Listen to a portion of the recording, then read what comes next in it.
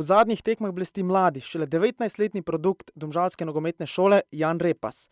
Napadalno usmerjeni vezist je trenutno celo prvi asistent lige. Simon Rožman pa mu vedno bolj zaupa.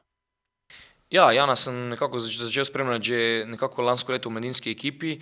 On nekako se zaveda, kakšen potencial ima. Jaz dejansko vse te mlade fante, ki so tukaj, bom rekel, zelo zaupam in bodo tudi tisti, normalno, ki si bodo zaslužili, dobili priložnost. Nujno za njegov razvoj je, da v tem trenutku ostane skromen, delavn še naprej.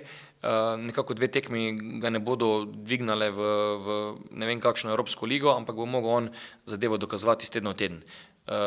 Sam nekako imam z njim zelo korekten odnos, mislim, da je priložnost, ki jo je dobil, maksimalno izkoristil, zdaj pa je dejansko na njemu, da stvar ponavlja iz tedna v teden in ko bodo prišle kakšne večje stvari, vem, da bo, bom rekel, znal odreagirati in on in klub na kakšen način stvari peljati naprej. Jana Repasa smo tudi sami obiskali na današnjem treningu mladinske ekipe nogometnega kluba Domžal, s katero se zavzeto pripravlja za tekmo Lige prvakov proti srbskemu Čukaričkemu.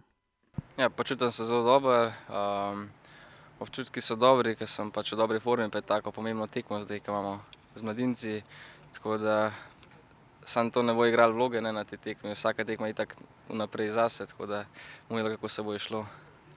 Pri članih Domžal si dobiva priložnosti že v lanski sezoni pri Luki Elznerju. Zdi se, da mogoče zdaj pri Simonu Rožmanu ima še nekaj več zaupanja od trenerja. Ali si pričakoval tako veliko minutažo na začetku sezone?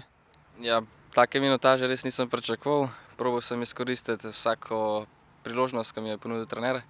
Tako da zaenkrat je to, pač kar sem mislil, se pravi, da bom dobil res veliko minutaže in upam, da bo tudi naprej tako. Kako bi pa ocenil delo zdajšnjega trenerja Domžal v primerjavi s prejšnjim Luko Elznerjem, če recimo se dotakneva tvoje mesto ofenzivnega vezista, kakšne so zadolžitve, so kaj drugačne kot prej? Ja, seveda, pri vsakem trenerju je drugače.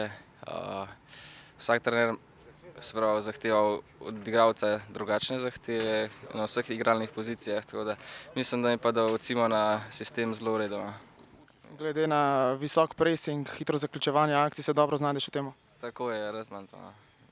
Dobro, zdaj sam nekako spominjaš s kratkim, hitrim korakom in nizkim težiščem na Lea Messija. Nekaj smo prebrali tudi o tem v medijih v zadnjih dneh, sploh glede na tvojo odlično formo.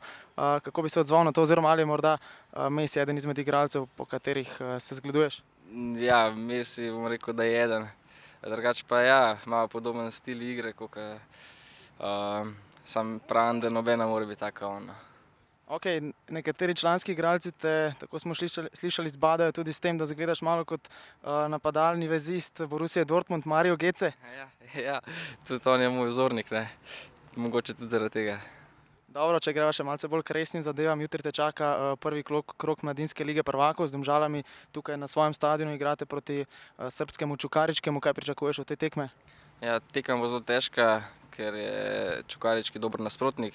Mislim, da bo v prvih 10 minutah velik pritisk glede njih. Mi smo pa probali odzvati na dober način, se pravi, mogoče kakšna kontra, da jim zavijamo gol. Dobro, danes si denimo trening delal z mladinsko ekipo. Ste se na Čukarički kaj posebej pripravljali ali boste igrali pač svojo igro jutri? V bistvu ne, no. Igrali bomo svojo igro, sprav napadalno, ne bomo se nekaj zaprli.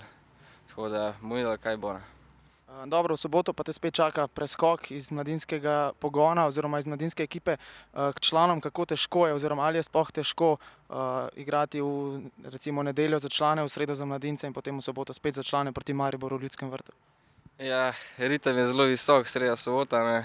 Drugače se po vsake tekme posebej veselim, tudi ta v Mariboru prvič zame, tudi da bom na Ljudskem vrtu pač mogoče zaigral, saj ne vem, če bom sploh zraven. Dobro, če se ozreva še malce v tvojo prihodnost, kje se denimo vidiš čez par sezon, je kateri klub oziroma liga, ki ti je posebej všeč? Težko to reči, drugače pa nekje v teh 5 najmočnejših ligah, najraje pa Nemčija.